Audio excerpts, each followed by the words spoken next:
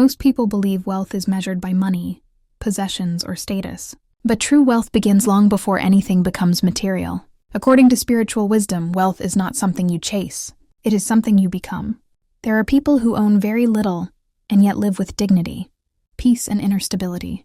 And there are people surrounded by luxury who live restless, fearful, and empty. The difference is not money. The difference is consciousness. True wealth is an inner state, a way of thinking, choosing, and relating to life. When wealth is built only on external success, it becomes fragile. When it is rooted in inner clarity, it becomes stable. Money without inner foundation cannot sustain happiness, but inner richness naturally attracts the conditions for abundance. Wealth, in its essence, is alignment between thought, intention, and action. Not everyone who is rich is prosperous, and not everyone who is prosperous is rich, at least not in material terms. Prosperity is peace. Prosperity is freedom from fear. Many people accumulate wealth while living in constant anxiety, afraid of loss, competition, or judgment.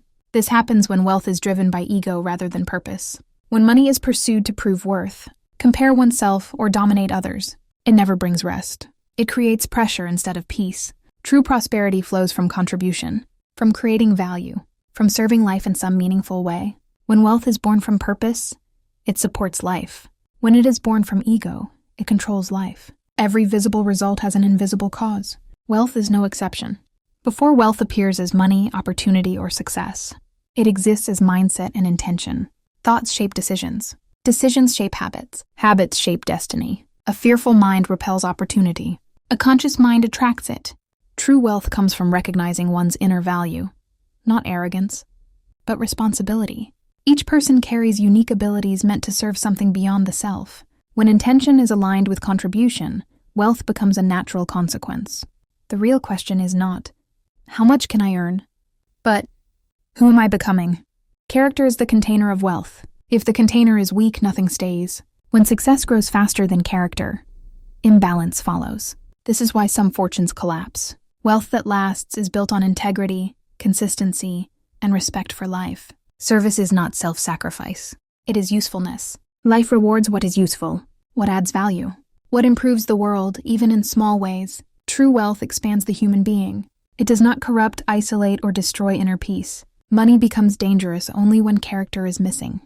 Some wealth disappears quickly. Other forms return again and again. Enduring wealth is not tied to a single event, market, or condition. It is rooted in awareness. Those who lose money but keep clarity can rebuild. Those who lose awareness struggle even with resources. Ethics, patience, and long-term vision sustain prosperity. Shortcuts weaken it. True wealth respects invisible laws, and what respects life remains. Wealth does not begin when money arrives. It begins when consciousness shifts. Living in the frequency of wealth means acting without desperation, choosing without fear, building without comparison. Gratitude stabilizes the mind. Discipline protects it.